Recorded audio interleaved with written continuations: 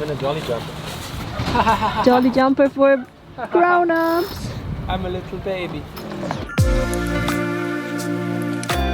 Hey sailors, welcome back to STLT. This week we're on the Canary Islands and we are just starting liveaboard life as a family.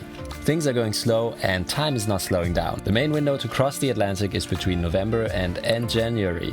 While November is a bit early as the trades are not settled yet, January is already considered late because the season in the Caribbean officially ends in June. The boat is in good condition, but there are a lot of small jobs and a few big ones. And somehow, things that have been working since we got the boat start to magically break. It's time to check every system on the boat and get on top of things if we want to make it to the Caribbean this season. Join us this week as we're setting sail and test what it's like to sail with a baby. First a day sail, then through the night to Gran Canaria, our last stop before we cross. Maybe we should do it differently? Subscribe and join us on our journey west. No. Different. Subscribe.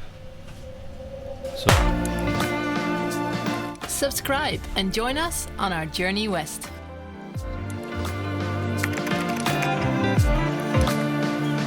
Hello. Today I wanted to share with you a little thing that is often overlooked but could lead to huge electrolysis problems on your boat. And that is chafe from solar cables that lead through your solar arch. People usually use rubber grommets, which have a little bit of a groove, so it just fits in between the solar stainless hole thing and the cable just moves through. If you don't do this, it might happen that you have chafe on the solar cables and then your arch will be under 40 volts of voltage, which leads to massive electrolysis on your boat. There's some pictures of what could happen. Check it out.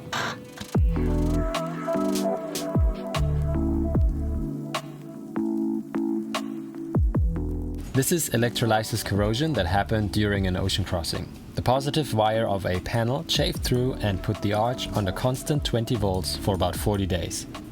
So that is the result of just a little bit of wiggle on where the cable enters the arch. So even though we hired professionals to do this job, they were not boat people. They were really good at welding, but they didn't do solar arches as their main business. So we had to think about all the small details, and apparently it's the little things that matter, isn't it? So don't forget these. They will save your boat from being yellow. Doing it in hindsight is better than not doing it at all. So I cut them and then I push them in carefully with the screwdriver. And to close them up, I'm just gonna use some glue. So let me show you grommet action. Look, I cut it, and then I put it around it, and then I put it in. Show me. Hey! Hey! Here, you see the hole? I'm gonna glue it up. Another job today on a Sunday where I don't need to have a chandler nearby is figure out why the GPS doesn't work anymore. So I disassembled it, and wow, look here. There's a battery inside of it, and I believe that this battery is probably 10 years old. So once in a while we lose GPS on our main plotter, and I believe that I saved myself some 80 bucks right there by just replacing the battery. So in case you lose GPS signal, figure out how old your GPS antenna is and open it up to see if there's a battery inside. Let's find out if that's actually the problem, because if not, that's a problem. Alright, this battery is absolutely dead.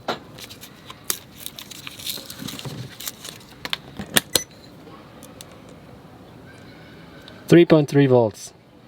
Yeah, that's more like it. Let's find out if that works.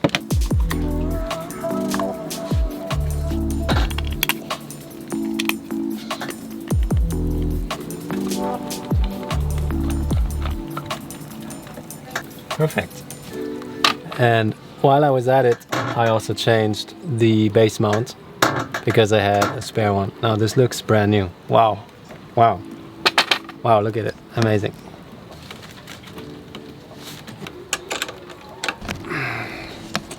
We turn on the blotter now. It's the moment of truth. Turn the system back on. Why is it flickering like that? This is getting worse. God, everything's breaking before we leave. Come on, where's the fix? No! Please, did I break it? Okay, fine. It does work. It's still looking, but it does work. It works. Come on. So, I found a great position of how to calm a baby down and then make him go to sleep. It's like this double tap thing, left, right, and at the same time, he can then nibble on my upper arm. But lately, he's been like a bit stronger than usual. He's trying to eat you, babe.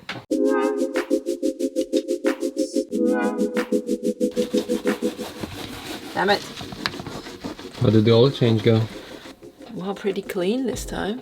I think we're getting good at it. Yeah, I think so too. Yeah. I mean, we have a special box now to catch any oil that drips out from the filter. And that works perfect. Also, Alex did get the filter out good. I found some old rags that I decided to keep. They came in handy now. Wow. Alright, let's just clean this excess. I don't know why it was such a big deal last season. I don't know, it was just like this, oh, let's do this today, it's such a full-time job. It's not really. I mean... I think we were just insecure about what to do. How long did it take us now to take out the oil? Well, we waited 15 minutes for it to come out. And we sat there and did nothing. Yeah, exactly. Maybe the only reason is because the oil was really warm. The past few times I didn't really heat up the oil that much. No, it wasn't this hot. So if the oil is really hot, viscosity is high, and then it just flips out. And even the filter is just like half a turn and it was out. As long as it doesn't drip. You learned. I think that's how it's supposed to be, right? Now all we have to do is fill up the oil. Yes. So easy. So I think just because we said everything was easy, we get instant karma. Apparently the easiest part of it all, opening the access to the oil container. We just can't get the cap off. We can't get the cap off. It's super seized. Like, are you kidding me? It has a shape and form where you can't put a wrench on it, and you also cannot put an oil filter removal device on it. So we're just struggling with our tiny feeble hands now to get this cap open. So it's a very unpleasant thing. Are you sure you have to turn it? Yeah. Oh yeah, that went easy. Ew. Babe, I managed something.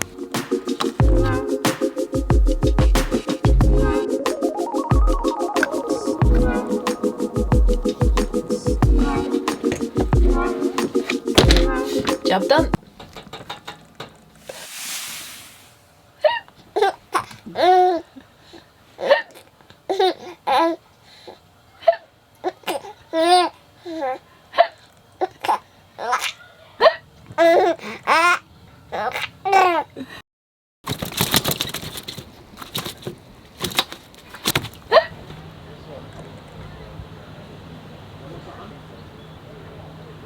Small upgrade today. We wanted to optimize the space between the deck and the boom, and the main sheet is attached with a block and a block, and it goes diagonally and just takes up all the space under the boom. So I just bought a low friction ring and I spliced some Dyneema and I attached this thing on the kicker. So now we have like a little bit of a rectangle going on. Lots of space under there. Let's see if we can attach the dinghy at one point, because that would be a good idea. Hello up there. What's up? What's up with you? Just fixing things. Okay, because from here it seems to be crooked. Oh. Is it? Where does it need to like go? not straight on the mast. It is straight on the mast. Alright, I'll show you the footage afterwards. Is it good now? Yeah, straight as it goes, I guess. Okay. We've been getting some help. My brother's here. Good.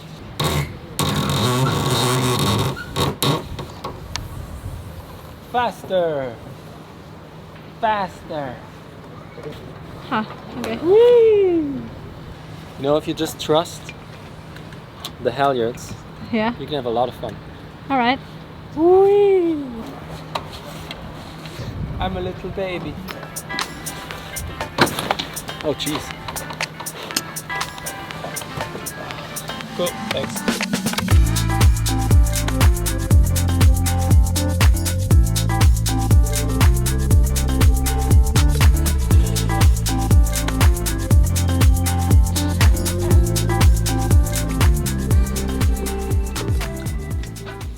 How are we feeling this morning, babe?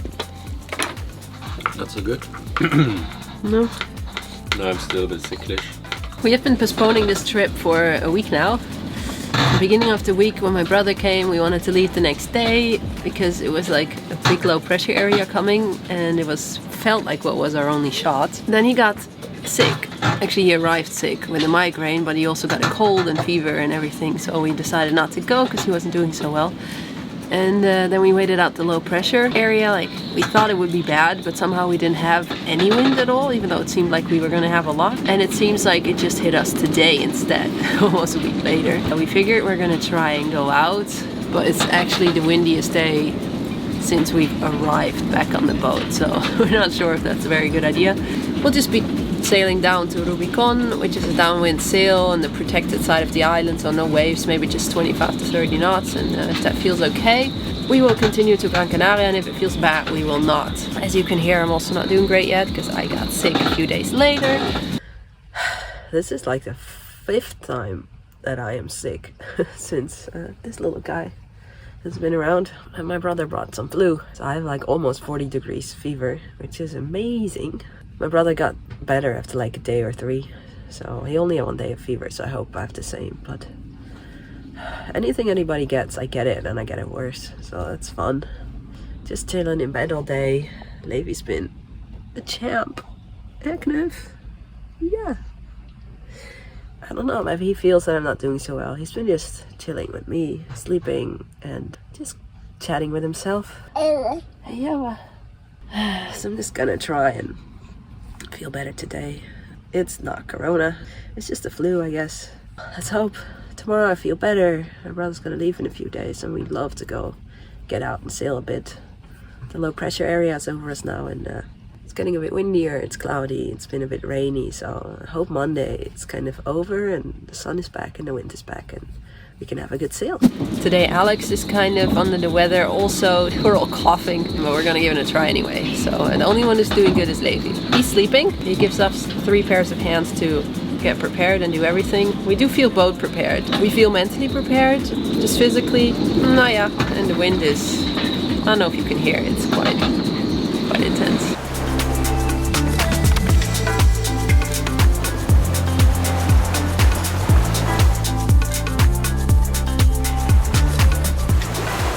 This is the first sail on blue with Levi, so we decide to not push further than a day sail. The acceleration zone is in full effect and it's quite blowy around the cape, but it's all good. We drop anchor in the south of Lanzarote and get rest. Then we will make our way to Gran Canaria, where we want to get some last work done before our Atlantic crossing. I don't look too great, even though I'm feeling better. I was a little seasick before. Also because I had to be downstairs with Levi because he was hungry and he needed to sleep. God, no, I just looked terrible. But I didn't actually throw up. I was fine. I just didn't feel well. So I'm happy I feel better now. I switched with Alex after Levi decided to make a massive dump. And I was like, nope, not feeling good enough to do this right now. So Alex took over, I took the wheel, and now I feel a lot better.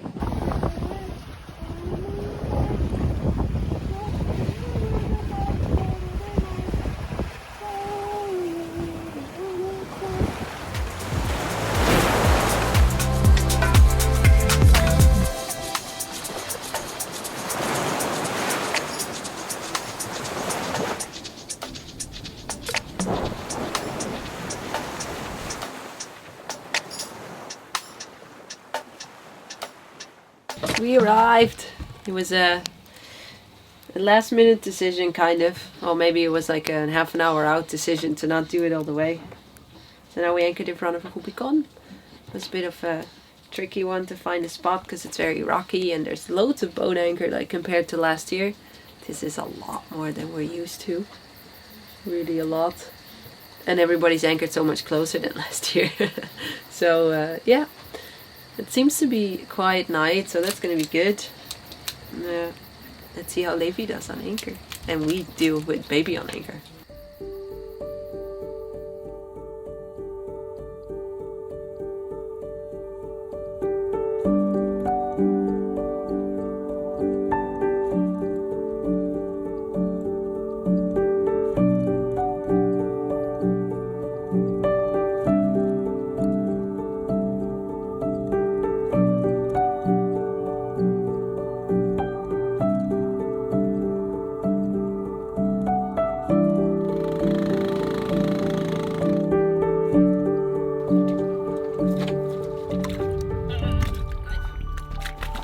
We drop my brother off, have a look at the prop and get the boat ready for our first overnight sail with Levi.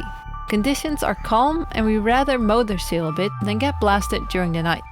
Here's where we're going. Starting at the southern end of Lanzarote, we head west and stay north of Fuerteventura. Once we're out, the sun will set and we'll be on the Atlantic with no protection from the islands. This is why we chose a calm weather window.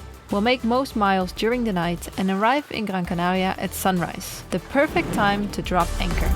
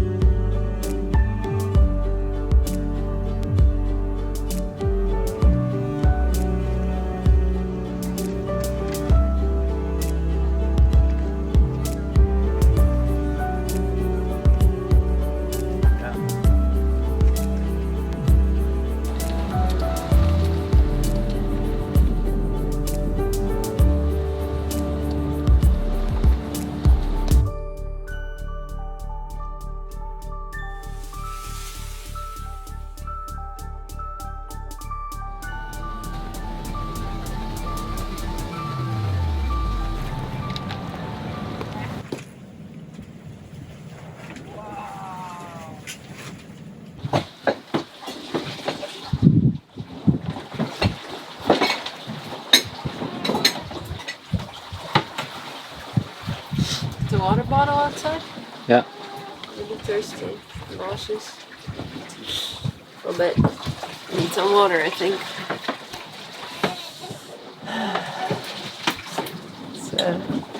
It's cool that we could turn off the engine. Yeah, it's nice. It's 15 knots from behind. Yeah. The waves are still, well, when you're downstairs, Yeah. it's quite heavy on the stomach for me. Yeah. I can imagine outside is nice. Yeah, it's really peaceful. Yeah. He's tired. I'll get him to sleep in like 5 minutes. That's great.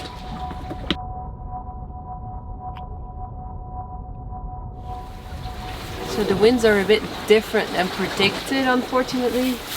They're about 80 degrees off, I think. So the wind is coming from about 100 degrees instead of about 20, 30.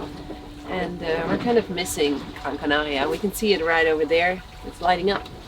And we're missing it, and that's not great because we rigged the pole thinking the wind was going to come from 30 degrees northeast, and it's not. So it's 11 or 10 right now, and we were thinking of jibing then when it's daylight because it's a bit nicer to handle poles and stuff in daylight instead of in the dark. But yeah, that's going to take a really long time, and we're going to be off course like so much, so we're going to re-rig the pole right now. Yeah? I dropped the Genoa sheet. Yeah. Hold it. In the water. Yeah. Got it? Yeah, I got it. Okay. I can't figure. I need lights. I can't figure out the app drive. I have to put it down more. Pick it up now. Whoa, stop. You got it? Whoa. You can do it. Yeah, I have it. Okay. I need you to loosen the Genoa sheet once I'm out in the front a bit. Go when you can't hold it anymore. Yeah. Did it. Let go.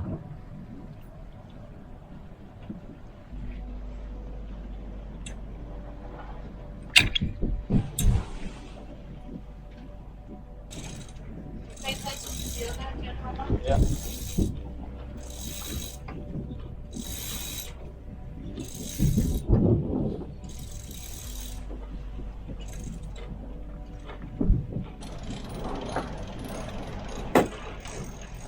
Stop.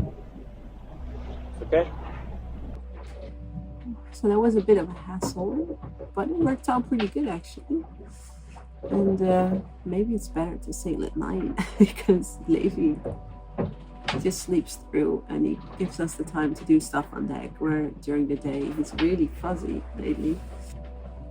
And that's why I was a bit seasick before in the beginning, because it was quite wonky with the waves, because we were motoring because there was not really any wind.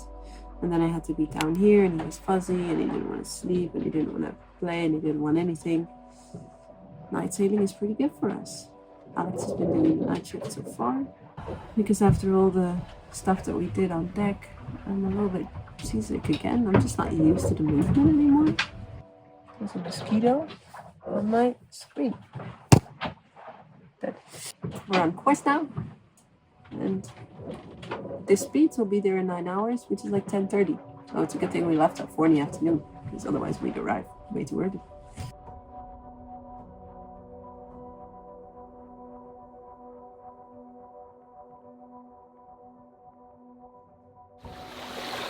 Good morning. Hello. Yeah, I had a good shift. I think it's going to be a nice sunrise, don't you think? We got Fuerteventura behind us. We got some big ships. It's looking really good. The sea's very calm. Like big waves, not like long waves, not big. Really nice. We're not going that fast anymore. We're going on the 4 knots like for a while already. It's chill. It's a good morning.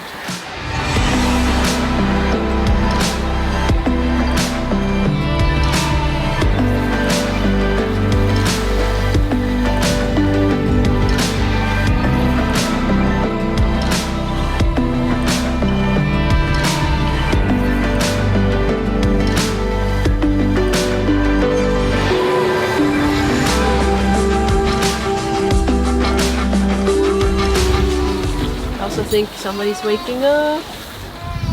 It's time to see if he likes to see the sunrise. So I took a shift until maybe 3.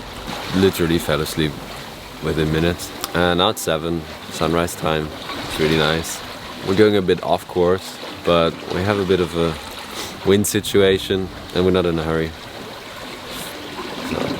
We'd just rather stay this course for now. Almost there.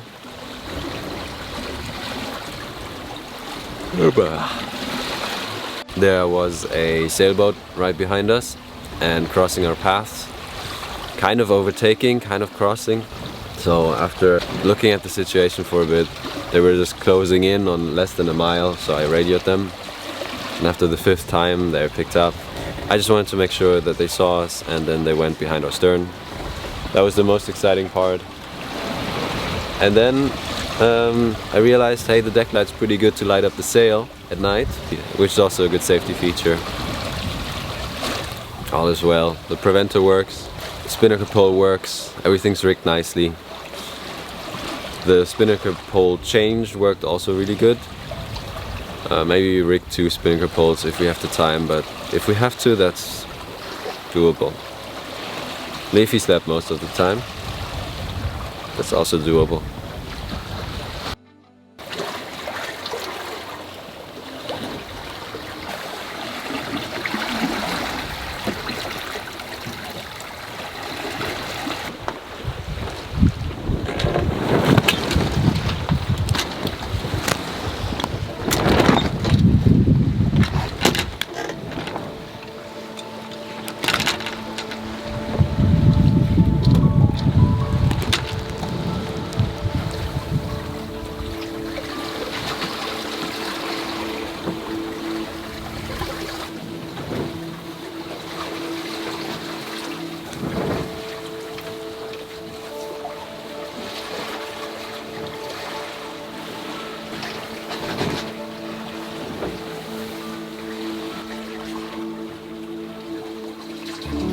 Hey, hallo. Nee. Wat is dat nou? Dat is een grote grote kom met eten. Lekker. Maar goed. Ga proberen.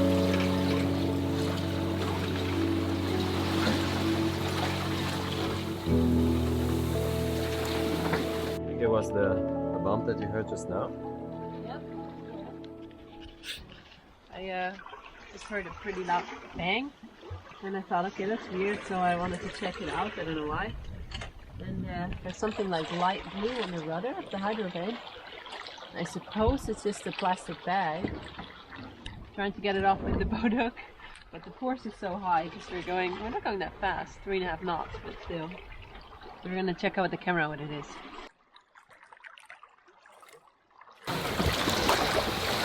That's the verdict. Can you see what it is? Yeah, look. Huh?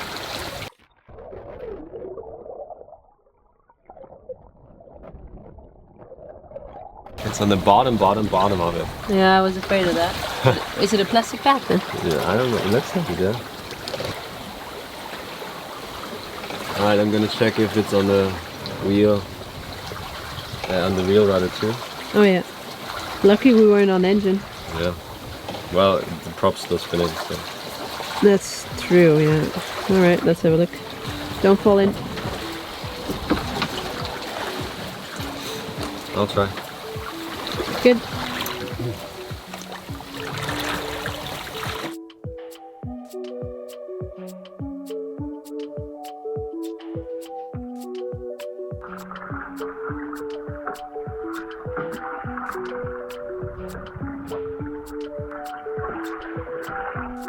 Lucky it's not on the keel. Don't lose the boat hook. If you know the channel, you know we've been here before. Last season, when we decided not to cross. Because Mandy was pregnant and the islands were still most in lockdown, so we didn't feel comfortable going. But this season, I have a feeling that we're going. Me too.